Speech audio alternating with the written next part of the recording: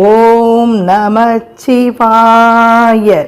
திருவாத ஊரடிகள் தென்னவன் பிரம்மராயன் அருள் வாசகர் மாணிக்க வாசகர் என்ற சிறப்புகளை பெற்று தமிழுக்கு திருவாசகத்தை தந்து தெய்வீக தமிழை உலகறிய செய்தவர் மாணிக்க வாசகர்.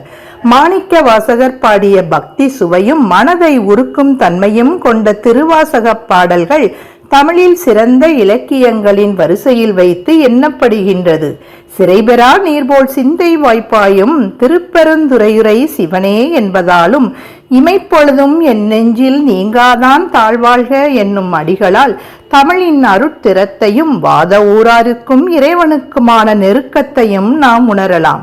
மாணிக்க வாசகரால் எழுதப்பட்ட பெரும் நூல்களுள் முதலாவது திருவாசகம், மற்றொன்று திருக்கோவையார் என்பதாகும். சிவனை பற்றிய பக்தி பாடல்களின் தொகுப்பே இந்த இரண்டு நூல்கள். குருவடிவாக காட்சியளித்து திருவடி தீட்சை தந்து மறைந்த சிவபெருமானை மீண்டும் பெற நினைத்து பாடியவை திருவாசகம் எனும் தேன் அருவி. இறைவனின் பேரன்பையும் பெரும் கருணையும் விளக்கும் தெவிட்டாத நூல். திருவாசகத்திற்கு உருகாதார் ஒரு வாசகத்திற்கும் உருகார் என்ற தொடர் பாடல்களின் கனிவுத்தன்மையை புலப்படுத்தும். மதுரைக்கு அருகில் திருவாதவூர் என்னும் கிராமம் மாணிக்க வாசகர் அவதரித்த பூமி. இத்தலத்து இறைவன் திருநாமம் திருமறைநாதர், அம்பாள் வேதவள்ளி. திருவாதவூரில் சிவனாரை தொழுது கொண்டே இருந்தவர் மாணிக்க வாசகர்.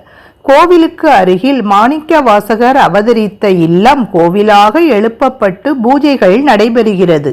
பாண்டிய மன்னனின் சபையில் மந்திரியாக இருந்தவர் மாணிக்க வாசகர் ஆவுடையார் கோவில் திருப்பணிகளை மேற்கொண்டார்.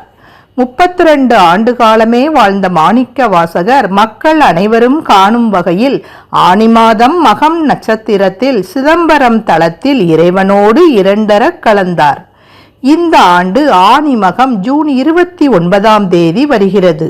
இந்த நாளில் அனைத்து சிவ தலங்களிலும் மாணிக்க வாசகரின் குரு பூஜை சிறப்பாக நடைபெறும்.